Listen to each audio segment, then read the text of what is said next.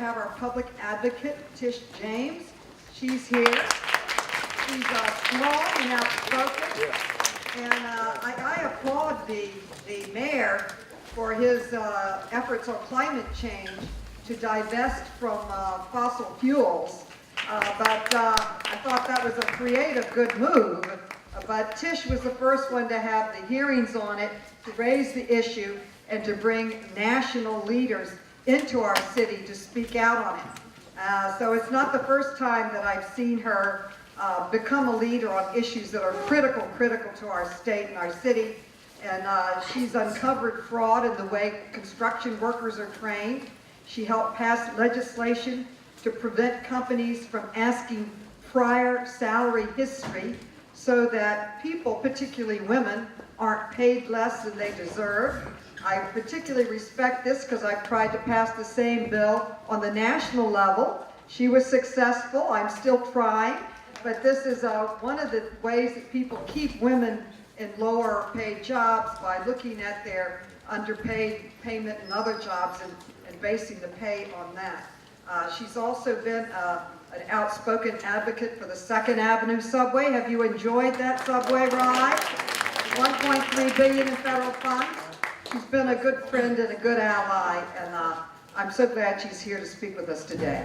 Tish James, let's give her a nice welcome.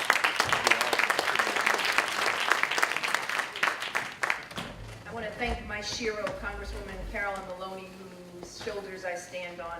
And I want to thank her for all that she is doing here. I also want to acknowledge and thank Councilmember Ben Kalos, who is now the new chair of the, let me get it right, the Subcommittee on Planning, Dispositions, and Concessions. It was a subcommittee formerly chaired by Councilmember Dan Garodnick, and so we congratulate him on that. He's going to have jurisdiction over affordable housing here in the city of New York, and we can certainly need his leadership. I also want to thank and recognize my very good friend, Assemblywoman Rebecca C. Wright, for all that she is doing, and we want to thank her.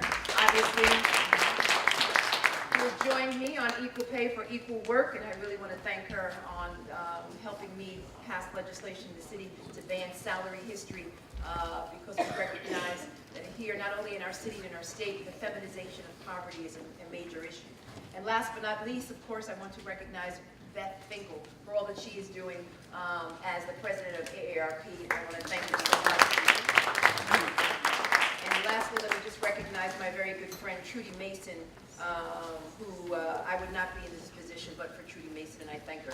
I thank her for all that she's doing. Thank her. So this weekend is Dr. King's birthday, and as we celebrate Dr. King's birthday, it's really critically important that we talk about economic inequality. And I can't think of a better way to, again, commemorate the memory and the vision and the legacy of Dr. King by not talking about this tax bill. The United States Congress overhauled our tax system, the most dramatic change in 30 years. This bill is long, it's complicated, and many members of Congress publicly admitted to not even reading it, not even understanding the full language. The entire process of creating this legislation was undemocratic. It was done in secrecy, with high-paid lobbyists seeing drafts of bills before members of Congress, including our illustrious Congresswoman. And when a bill is drafted by special interest, it is no surprise that it only benefits those who can pay for special interest. And instead, it is bad for the middle class, it's bad for working families, and it's bad for New Yorkers. And Republicans are promoting that this quote-unquote reform will be good for every American and cut taxes across the board. The truth is, according to experts, high-income individuals will get more than 60% of the benefits of this bill. That's right, 60%. And let's get right down to how this is going to hurt New Yorkers. One, you'll probably heard a lot of talk about SALT, state and local tax. And right now, taxpayers are able to write off the cost of state and local taxes, especially meaning you don't have to pay twice. And under the proposed new law, you will only be able to write off up to $10,000, meaning those with a high income or those who own a lot of property will be punished for living in a state like New York, which is a high income tax. We know that a number of our neighbors and New Yorkers, unfortunately, will be leaving our city as a result of this tax cut. And so we look forward to Governor Cuomo, his ideas to shift some state and local tax payments owed by individuals to a payroll tax, paid by employees to avoid the loss of thousands of dollars under this new federal tax law. There's also some other proposals, such as creating a not-for-profit.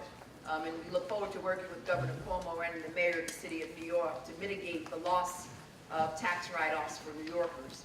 The possible consequences to New York under this change are alarming, and this could decrease property values and drive New Yorkers to move into states without income taxes like Florida, Nevada, and Texas. The proposed new law will also make formerly tax-deductible work expenses no longer tax-deductible, including something which has not been discussed, union dues. This is a provision of the bill that has not loudly been discussed, but will have an adverse impact on New York City workers. You know, Dr. King mentioned that the labor movement was the principal force that transformed misery and despair into hope and to progress. So it's really critically important that we recognize that this will have an adverse impact on union members. And in a city where many of us rely on public transportation and biking to get around and get tax incentives for using those public and sustainable modes of transportation, this bill takes away those incentives as well, as we've been joined by our great Manhattan Borough President and my very good friend, Gail Brewer. She is one of the hardest working women in, she hates it when I say it, but it's true. She is one of the hardest working politicians in New York City. There's no question about it. And so finally, Republicans who failed time and time again to repeal Obamacare are using this bill to eliminate the individual health care mandate. And the individual mandate is critical because the cost of insurance is kept low when healthy Americans buy into the system. And when it's repealed, insurance for those who need it most becomes prohibitively expensive. Repealing this mandate is a sideways attempt to peel apart Obamacare one piece at a time. And these are just three of the major provisions that will negatively affect New Yorkers in this bill that will overhaul our economy. And so we cannot despair, we cannot give up, because in the past 2 months, I always believe in leaving with a positive note. I'm comforted by the fact that the residents in the state of New Jersey, in Alabama, and even in Virginia, in the cradle of the South, they joined together. They did not sit at home in despair. They went to the polls, and we've got an obligation to go to the polls this November and send a strong message to this individual who I believe is not of sound mind, that we can do better in our country, and that we obviously, that this is not in the best interest of Americans and in the best interest of New Yorkers. So on this Dr. King's birthday, let us again be reminded of one of his quotes, and that is, of all of the forms of inequality the greatest injustice is the fact that healthcare is that the threat to healthcare is the most shocking, the most inhumane. And so let's harness our energy, and let's turn it into action, and let's look forward to this fall when we have a chance to reverse these policies by putting elected officials in office who will act responsibly when it comes to our economy and our livelihood, and last but not least, putting Congressmember Maloney in the majority. Thank you.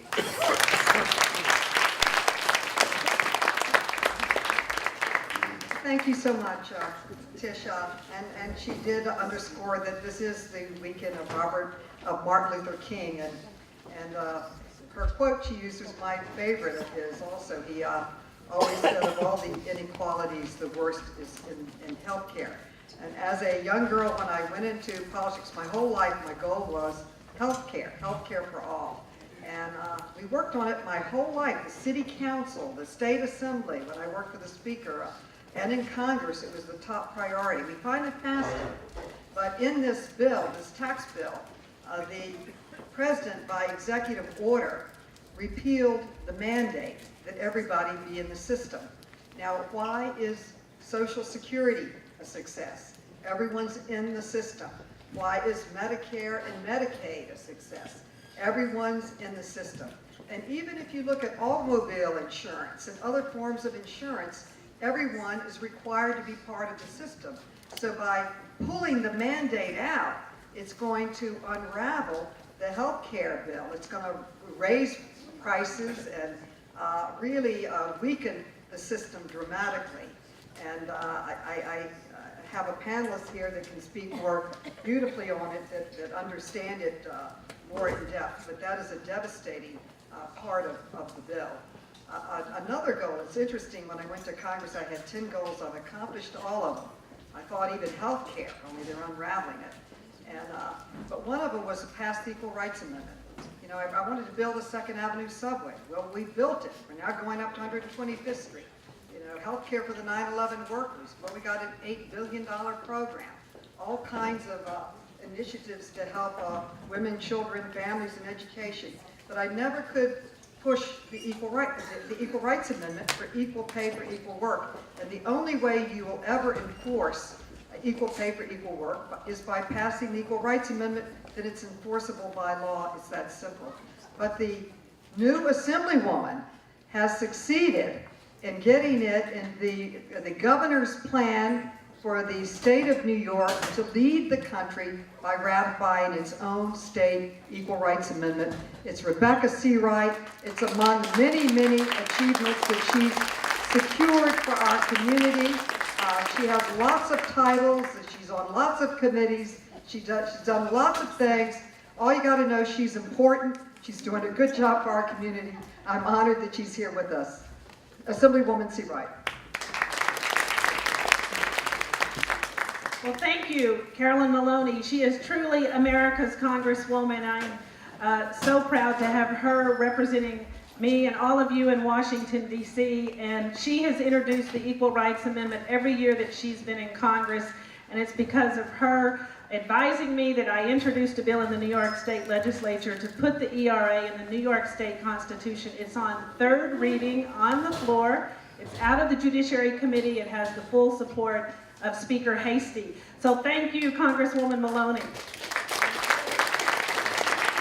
It's a great honor to represent you in Albany, and last week I had the privilege of speaking at Councilman Kalos' State of the District address, and he's been rated as one of the top councilmen by city and state. Congratulations again to you. Our public advocate, Tish James, who is such a dear friend and mentor to me, as well as our borough president. We call her the modern day Eleanor Roosevelt, Gail Brewer. I also see our state Democratic Vice Chair, Trudy Mason, out in the audience, and my state committee man, Jonathan Pill, and so many community board 8 members. Just raise your hand and be recognized, because we thank you for your leadership on the community board. That's so important. For New Yorkers, this so-called tax reform is an illusion worthy of David Copperfield. Tax and punish is more accurate, because we live in a state that sends more money to Washington, D.C. than we get back from the federal government. Tax and punish, because there is an unacceptably low cap of $10,000 on state and local tax deductions. Tax and punish, because we provide seniors in New York services vital to our children, our seniors, our immigrants, our people, and we're all denied full deductions of our state and local taxes. So we have to do more. We have to speak up. I want to invite all of you to join us at the Women's March next Saturday as we march and we protest. We fight for our rights.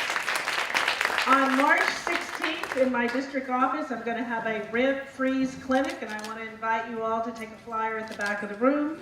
Please stop by the new district community office. It's your office on 79th and York Avenue. And thank you again to Congresswoman Maloney for hosting this today. Thank you so much, and we have a very good panel, and I'm going to have a brief remarks, but I just want to let you know that coming to speak to you is Mark Haney, the Director of Metro New York Healthcare for All. He's been a leader in healthcare in our community for a long time. Literally helped pass the healthcare bill with national organizations, and we're so pleased he's here. Dr. Jonas Shinde, he's the Senior Budget and Policy Analyst from the Fiscal Policy Institute, and Beth Finkel, who is here, the State Director of AARP of New York, and she will be sharing her expertise here on the federal tax bill. I just have to say that this bill, the way to describe it is to just say that it is a war against New York. It's unbelievable. It's been tried several times during my career to abolish the deduction of state and local taxes, but we always won. We are always able to save it. Back when Ford said New York dropped dead, that was one of the things they were trying to do. Other times they were trying to do it, but we always won, and I thought we'd win this time. But there's a big change. We have a Republican president, a Republican Congress, we have a Republican Senate, and what they have done is just really outrageous. We are what is called a donor state. That means that we send far more money to the federal government than what comes back. And we actually send $53 billion more to the federal government than what comes back in federal money for services here in our city. And they estimate that it's going to take an additional $7 billion out of the hide of New York, this change. It is devastating beyond belief. We are going to try to change it. I want to start with some good news in that I have roughly $10 billion coming into my district that is in the federal budget for infrastructure projects. Obviously, the 2nd Avenue subway. I'm so pleased with that. If you haven't ridden it, there's art, it's open, it's the best subway in the entire United States. On day one, it moved more people than most of the large cities in our country combined, and it's been a huge success. How many of you have been on the 2nd Avenue subway? Wow. So if you haven't, you should try it, because it's really an experience to see a high-tech subway, but we need to modernize and bring our other subways up to snuff. Roughly $4.4 billion is coming in what's called East Side Access. The LIRR is at capacity. We have a stop going into Sunnyside, Queens, which is part of my district, and into Grand Central. The plan is to modernize Grand Central and the area around it, open it up, make it better, modern entrances like the 2nd Avenue subway. The other is $1 billion for the L train, and several other billion for the planning for the next Sandy with treatment, particularly at the lower end of Manhattan, which was flooded so severely. When some of the mayors and governors were handing back money to the federal government for high-speed rail, we grabbed it. We thank Governor Cuomo for rising to the occasion and taking the challenge. Over $300 million is going into the Queens section of my district to straighten the tracks, and the long-term plan is high-speed rail between New York and Boston. We already own, or the MTA already owns a lot of the tracks, so they think that would be an easier build, and most economists think that that would grow the economy very much to have that connection. On the 2nd Avenue subway, the Merchants Association just did a report that said that the income was over 20 to 30%. If you remember, there were all these closed stores, now they're booming, and so it's been a lot of improved economic activity. The L train is between Manhattan and Brooklyn. We have $1 billion for that to modernize it and bring it into the 21st century. And the Kosciuszko Bridge, which was the worst bridge in the whole state with the most accidents, we have over $690 million in federal funds to modernize it, move it into a 9-lane modern bridge. It's now going to be one of the best bridges in the whole state. So these are all wonderful infrastructure projects that have been funded, that are in the pipeline, that are happening. The bad news is with this budget, which by estimates is at least $1.8 trillion, that we are going into debt to give tax breaks to businesses and wealthy people that our children and grandchildren will be paying for to pay for it. So that's a big problem. Now they said that they were going to simplify it. If you remember the speeches, oh, we're going to put it on one card. You can do your taxes on one card. Well, what we're saying now, it could take about 10 billboards to put it on. It's very complex, and they are borrowing from our children and our grandchildren. And there are countless additional loopholes in it, and it's not a reform. In fact, 83% by independent analysis go to the top 1%, as we saw last month when people were scrambling to prepay their property taxes. This new law is anything but simpler. Now they're telling us, all of us that ran out and tried to pay our taxes early, they're saying, if the federal government and your state didn't send you your tax bill, which of course they haven't, then it doesn't count. So, you know, ultimately, it all goes back to the federal government, which means it all goes back to an election. And elections have an impact. Elections matter. If you have a check, our whole system is checks and balances, but you don't have a check when one party controls the presidency, the House, and the Senate.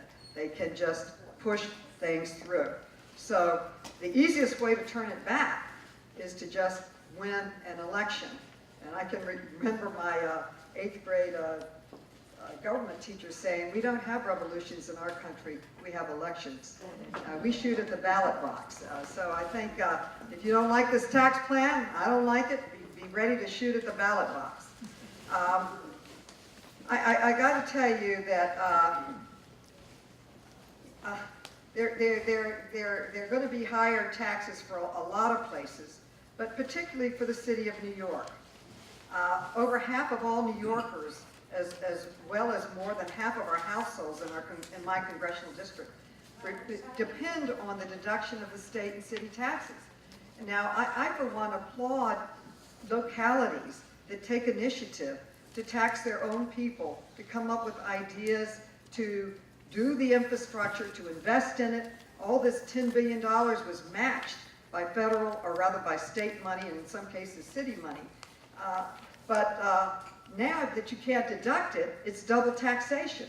And I am extremely distressed by the number of people that have told me that they're planning to move out of the city of New York. They can't afford it. They can't afford to pay the taxes on their homes and their co-ops and their units and their houses, and it's a really terrible thing. Already they're estimating that the home values and co-op values are going to fall because of the increased cost, and very importantly to many of us, it's going to force our state and local governments to slash spending on education, infrastructure, first responders, and other essential services. And I am supporting Governor Cuomo and Mayor de Blasio's efforts to fight this. Now, 22 states have enacted laws that have created not-for-profits,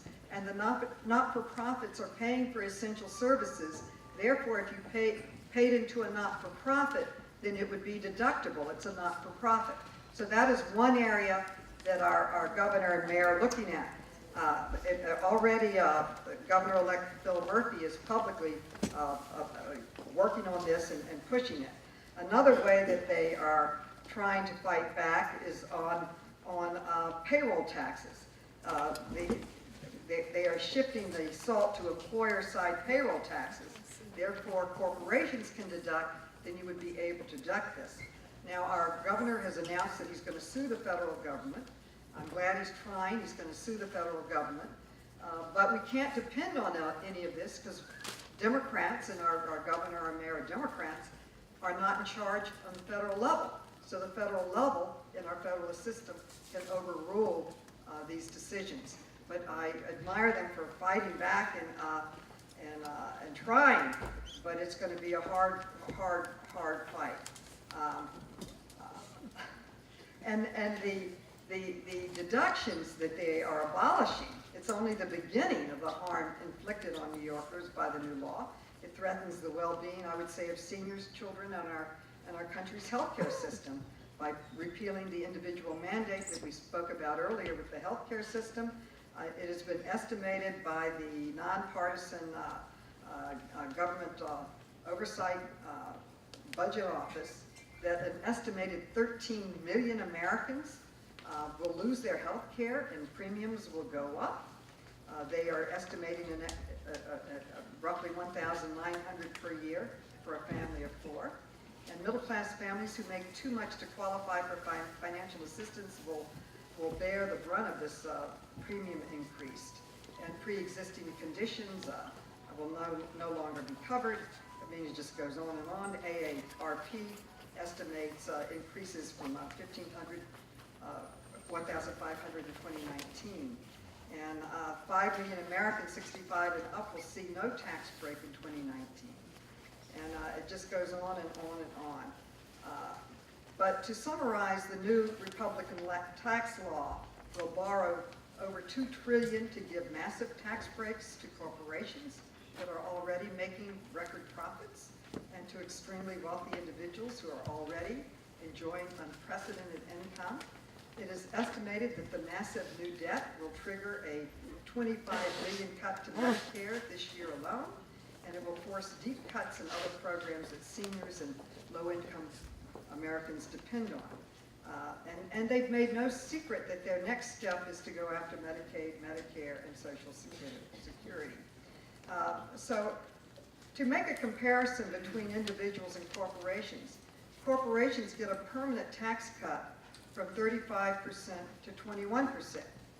But individuals get a temporary tax cut that is far more modest and expires in 2025. So the corporations get a permanent tax cut, individuals do not. Corporations can deduct all of the state and local taxes they want. Actually, I'm glad they can, because otherwise they'd be leaving the state of New York. Yet individuals can only deduct the $10,000 that Tish mentioned. And corporations can deduct all the costs associated with moving their offices, even if they move overseas. Yet if an individual moves, they take that deduction away. So I cannot understand why 4 of the elected officials in New York, they were Republicans. Many Republicans actually voted with us, but they voted with the president on this, even though this bill is so harmful to the city and state of New York. And our nation deserves pay better, and our New Yorkers deserve better. We deserve a better deal. So with that, I'm going to turn it over to our panelists to give you some more statements. And why don't we start with Beth, who was announcing them in order of who got here first, and then I think Mark, and thank you for coming. I'm just amazed so many people came out on this very cold day. Good to see you. Thank you for being here. Thank you very much. It's really my pleasure to be here. I actually live in the neighborhood. I was on Community Board 8, but it was so long ago that I don't think anybody who's on it currently was on it when I was on it. So I'm really pleased to be here today. I'm particularly pleased to be here with our Congresswoman, who has been a champion for New Yorkers, but really for all Americans for a very long time. I really, I remember when I was on the community board, actually, I think you were on the city council. So it's been a long time, and I've watched you, and I've watched you just grow. I just watched her grow into a stronger and stronger champion, and we are all just so lucky and fortunate that she represents this district. So I don't know what I said to the other legislators because they all left, but I had nice things to say about all of them too. And I see Rebecca's still in the back, so I want to say thank you very much for Rebecca.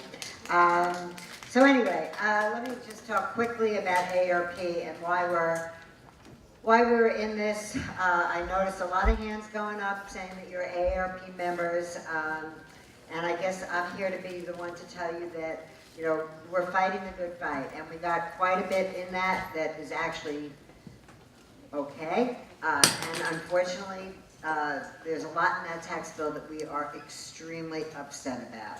And I think you've heard quite a bit from a lot of people who've come up and talked before me, but I'm going to just add a little bit more to it.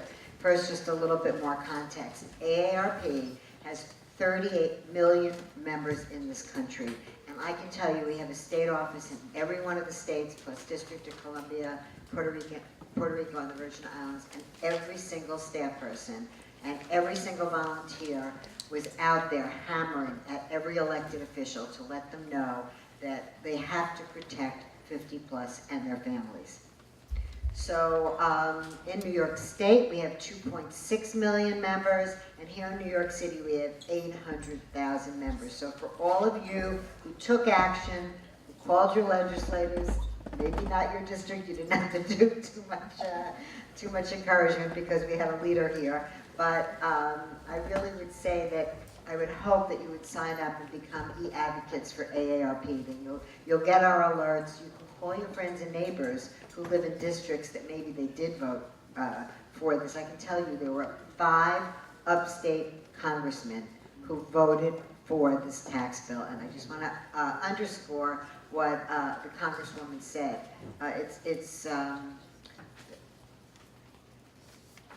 People need to get out, they need to call their congresspeople, they need to tell them why they care about certain things, and that's the only way things get changed in this country, is by letting the congresspeople know, because they care about the people in their communities, because they vote. And by the way, the vast majority of voters are 50 plus. Over 50% of voters in all the last elections, the last 20 that I can think of, it was all determined by the 50 plus voter.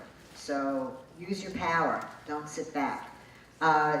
So I did want to thank Ben, because I think he might have stepped out, but we got $23 million additional to the New York City budget for aging services.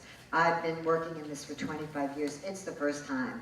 And not only that, those budget dollars were baseline, so they'll be there every year, sitting in a wonderful community center that has a great senior center, and that part of that money goes directly into those services. Also, you might not know this, but New York State is the first age-friendly state in the country, something we work really hard on. The governor just did it. New York City has been an age-friendly city for a number of years now. So now we have to make good on what that means. So I'm hoping you'll all raise your voices on that too. So let me get back to the tax bill and what they're calling Tax Cuts and Jobs Act bill. So what this really means is that we are going to be faced with over $1.5 trillion deficit. And if you're listening to the news, you're hearing what they're saying is that means that they're going to be going after entitlements, Medicare, and Social Security. Nobody is making any bones about it. You don't hear anybody denying it, right?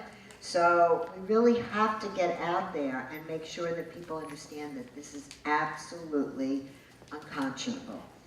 So we need to make sure that what happens, and I think the other point that I just want to underscore too is that for taxpayers, for the average middle-class person, you know what's going to happen in the next 2 years. That's done. But after that, there's no guarantees on this bill. For corporations, yes, their tax rate was cut to 21%. But although they're saying that we don't have to worry until 2027 for the changes, in fact, that's not the case. After the next 2 years, we can all feel more ramifications of the bill. I do want to say that, and I am proud that AARP got this in there. We wish we could have gotten a lot more, but we did fight very hard to retain the medical expense deduction, which restores 7.5% income threshold for all tax filers. Again, it's just for the next 2 years, because for the average consumer taxpayer, most of these things are only guaranteed for the next 2 years. Nearly 3/4 of tax filers who claim the medical expense deduction are age 50 and older and live with chronic conditions or illnesses. And 70% of those filers who claim this deduction have income of below $75,000. So again, you know, what is this about, and who is this really going to help? The other thing that I think is important to mention, and I know Carolyn referred to this, because of the elimination of the mandate, the individual mandate, that will increase the costs and cause millions of Americans to lose their health care coverage. And again, this is just unconscionable. The CBO, it's the Congressional Budget Office, estimates that the elimination of that requirement that individuals have health care will result in 13 million fewer Americans with health care coverage in the next 10 years. And they also estimate that it'll cause the premiums for the health care insurance market to increase by approximately 10%. As a result, premiums for a 64-year-old, again, that's someone who's not eligible for Medicare yet, will increase by almost $1,500. So I'm not painting a happy picture here. AARP is walking the halls of Congress every single day. I'm down there. Carolyn knows, I've been to visit her, and we're going to keep fighting on this, and I think that we all need to raise our voices about it. We all have to be informed. I'm really pleased to be joined by a representative from the Fiscal Policy Institute, because it's a great organization, and AARP relies upon them also. And Mark Hannay and I have been at the barricades together for a very long time, so I'm pleased to share this podium with both of them, and I'll be here for a while if people have questions later. So I thank you, because this is my neighborhood, you all are my people, and knowing that you're here and you care, I mean, it's astounding. Standing out of people in the front line, I see this, but it's standing room only, and it makes me proud that Americans are getting out there, getting the information, so they're armed to do the right thing. So I thank you all. Thank you. There are at least 1, 2, 3, 4 seats empty here if somebody needs a seat that I see on this side. So if anybody needs to do that. 2 up there, 1 here, 1 there. Good afternoon, everyone. Good afternoon, everyone. I am really glad to be here and see a full room. I think this is a very important issue, and I thank you all for attending. Of course, many thanks to Congresswoman Maloney and her staff for putting this event together. Well, let me talk very generally about the economy and about the jobs part of the Tax Cuts and Jobs Act. And I will, of course, let Mark, who's going to follow me here at the podium, to talk more specifically about what healthcare changes are going to probably happen. So just to paint a broad picture, we at the state of New York, and I work, of course, at the Fiscal Policy Institute, and I'm their economist. We work with the state budget. We look at the budget, and I live and by the numbers, and I crunch the numbers, and that's what I usually do. But I think what's also quite important is not lose the story of what is going on, and of course I will try to tell you a little bit more of the story of what's happening, just putting the pictures, I think the numbers in there to paint a better picture. So without the Jobs Cut Act, the way it is, we already have at the state a tax revenue hole, a tax budget, well, the budget hole, about $4.5 billion. Okay, and that of course requires our state officials to look for ways to raise revenues and to kind of solve this problem. Now this act, which with some kind of evil irony is called the Tax Cuts and Jobs Act, is going to, of course, add to our deficit some $7 billion. So we're looking at $13 billion as a whole, right? Now that money has to come from somewhere, and of course that money is going to come from most New Yorkers. It's going to come from you. We pay about on the order of $50 billion more to the federal budget than we receive. Now, of course, what we receive is quite substantial. It's about $70 billion a year. So that was the last year. And of course, that money goes to all sorts of programs. It goes to healthcare, it goes to roads, it goes to education, and that money is going to be, of course, targeted. So the story of this Tax Cut and Jobs Act is that it introduces substantial shortfalls in the federal revenues. So of course that is going to mean that that the money is going to be cut. Something will have to be cut. And what is going to be cut down the road, right around the corner, basically is healthcare and education. This is where the money is. That's the biggest programs of the federal government, not the military, but the education and healthcare. And of course, a lot of you here would like to know, probably, the landscape, the legislative landscape, the kind of a fiscal climate of what the state relies on for its spending. About 34% of our operating budget comes from the federal government. So we do rely quite substantially on the federal government to pay for our programs. So about $33.5 billion goes towards Medicaid from the federal money. We have maybe the most generous Medicaid in the country. About 6 million people are on Medicaid. Also, the Medicaid recipients receive care, and those are your home aides, those people, who receive very little money to work. And so those cuts are going to cut those people. Now, of course, on a personal level, that tells you that some people are going to maybe lose their jobs, but as an economist, a macroeconomist, the large picture looks like this.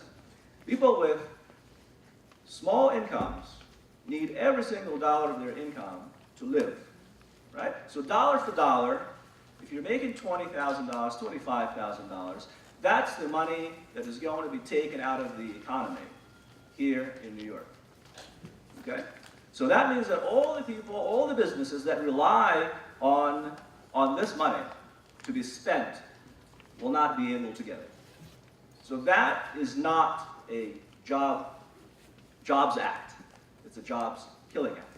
So of course it's a very large reform. It's a very large act, and a lot of things are going to adjust. There is very little certainty at this moment as to where the adjustment is going to come. But what is clear at this moment is that something will need to be done to recapture all the money that the budget is going to lose. And of course, in Albany, we talk about several measures to address that. One, of course, is to set, as Governor Cuomo said, set maybe some nonprofit organizations, some charitable organizations, and maybe people who are affected by the SALT elimination, SALT deduction elimination, or the cap at 10,000. They'll be able to kind of pay towards those, and maybe we'll be able to give them some kind of a credit against the tax. Also, maybe we will revamp and reimagine our tax system and move from the income tax-based system to the payroll tax-based system. Now, of course, the magnitudes are quite substantial. Income tax is about 52% of our revenues, and payroll tax is about 1%. So that's a very, very substantial switch. Also, to recapture the windfall, we need to look at where the money is going to end up from this tax cut. And maybe we will need to start looking at the industries and businesses and individuals who are going to benefit the most simply by the structure of this.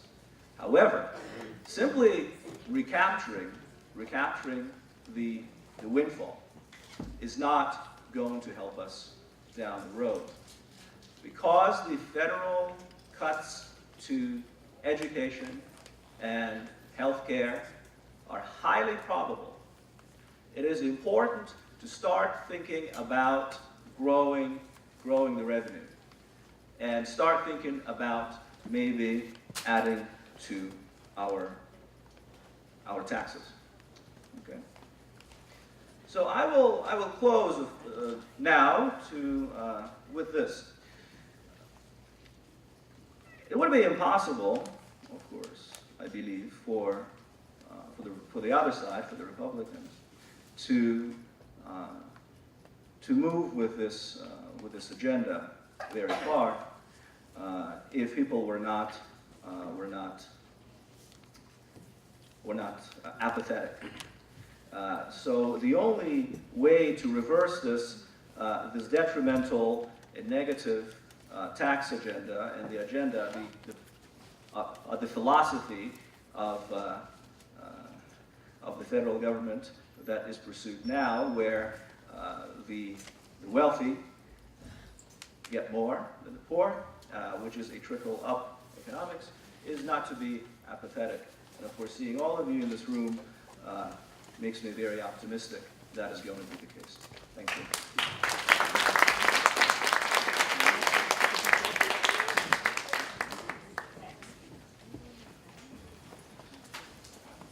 Thank you, Jonas. It's always good to get the big picture.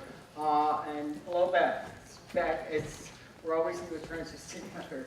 And thank you, Congressmember Maloney, for hosting this. She's also my Congress member, and my council member was here earlier. My new council member. Oh, Carolyn, are you still here? Oh, okay. Yeah, I'm glad to be represented by both of you in your various deliberative bodies. My name is Mark Hannay. I'm Director of Metro New York Healthcare for All. We're a citywide coalition of community groups and labor unions. We've been around about 25 years fighting for what we all know we need eventually in this room, and sooner rather than later, and that's a universal health care program in this country. The Affordable Care Act took some good steps in that direction. New York's leaders, our state legislators and our governor, we are among the top states that have done the most robust implementation of the Affordable Care Act that builds on our state's long record of, we have one of the most robust Medicaid programs. And both of those are under assault in this tax cut bill, so I'll just talk a little bit about that.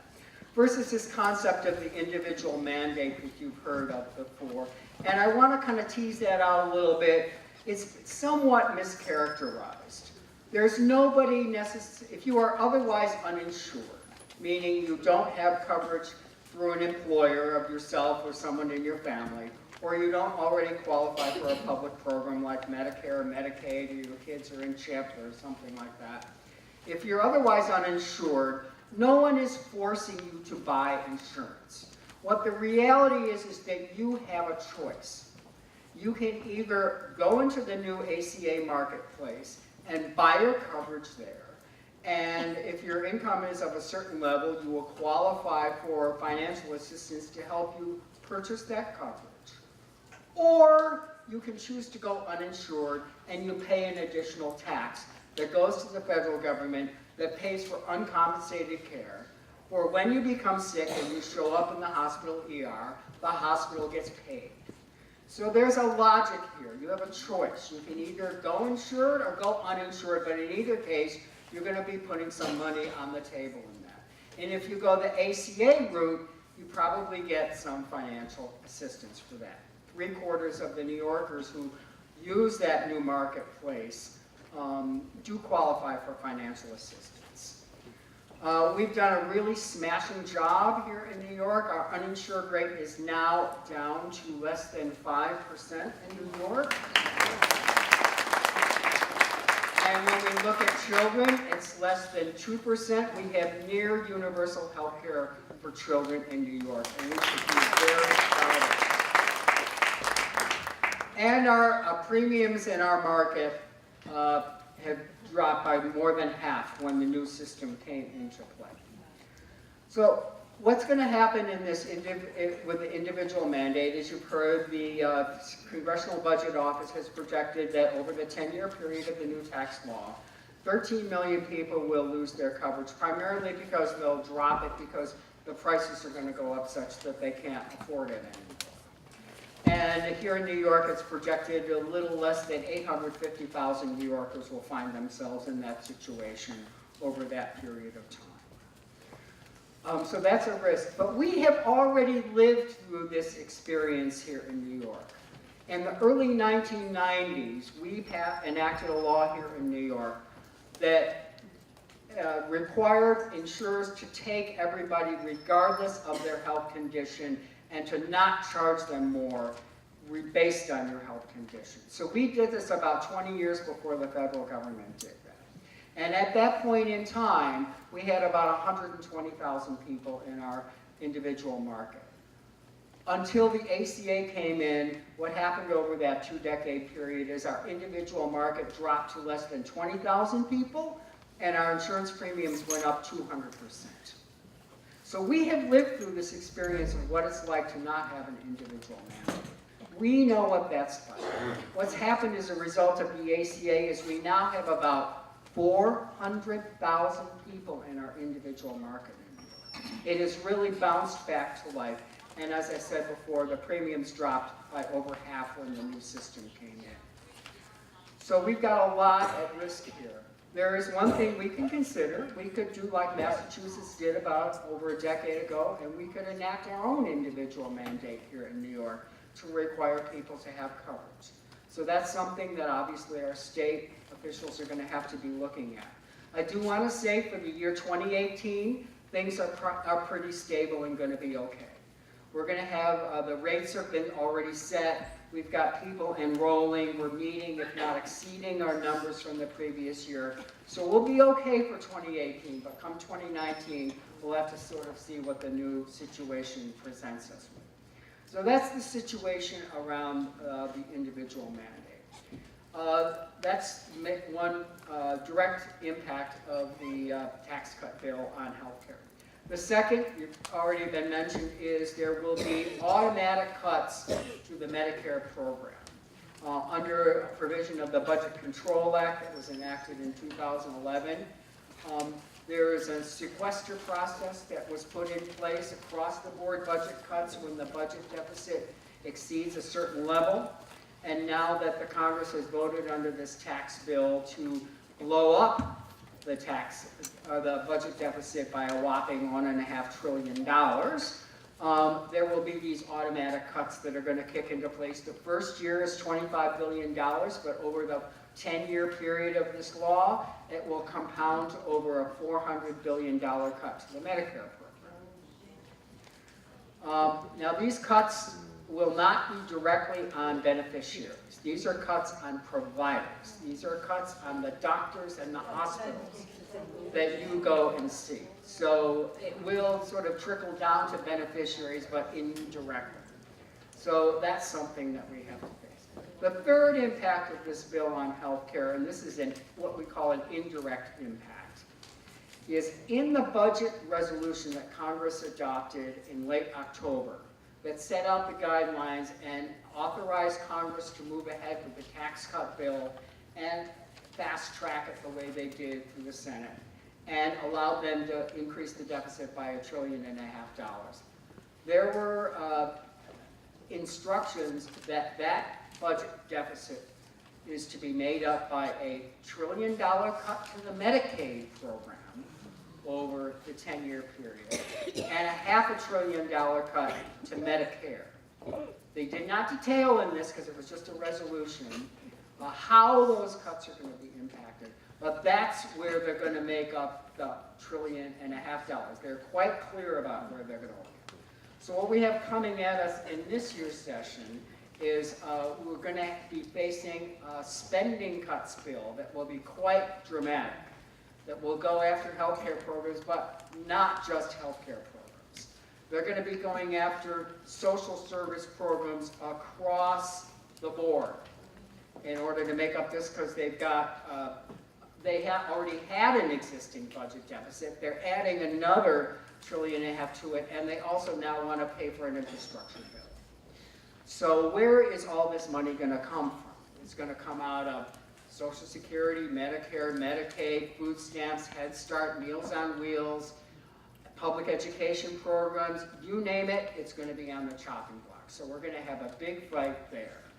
And part and parcel of that spending cut bill, they're going to do what's called entitlement reform, which means they're going to restructure these programs and change the fundamentals in them. And if we look at what the Republicans have put on the table in previous years, we can guess what they're going to propose. They're going to propose to privatize and voucherize Medicare. They're going to propose to block grant Medicaid. And they're going to propose to start to privatize Social Security. That's what they're going to do to get this money. So we're going to have a two process at the same time. We're going to have a process of not just cuts, but changing the fundamentals of the program, and we're going to have to fight back on all of that. But the good news is we can win on this. The American public is with us on this. I mean, we beat them back on the repeal of the Affordable Care Act last year. And I want to thank all of you in this room that took an action, that took many actions, showed up at a rally, at a press conference, wrote a letter, called your member of Congress, committed civil disobedience, whatever you did, it made the difference. And it was really the grassroots action that made the difference. And we almost beat them on the tax bill, but we didn't quite. But the good news coming out of that fight is 70% of Americans do not support this new tax law. So we've got that to build on too. And one thing we know that Americans of every political persuasion understand and support the importance of the big entitlement programs. Social Security, Medicare, Medicaid, and food stamps. They're on our side in this. We can win this, but we are not going to win it if we just sort of sit back and watch the television and moan and groan. We're going to win this by people getting out in the streets, doing what you did on the health care bill last year, and upping your game a bit on it. And the good news is everybody's on our side. So we can do this, but we can't take it for granted, of course. We got to make it happen. And with leaders like Representative Maloney, we will succeed. The last thing is this year's elections are incredibly important.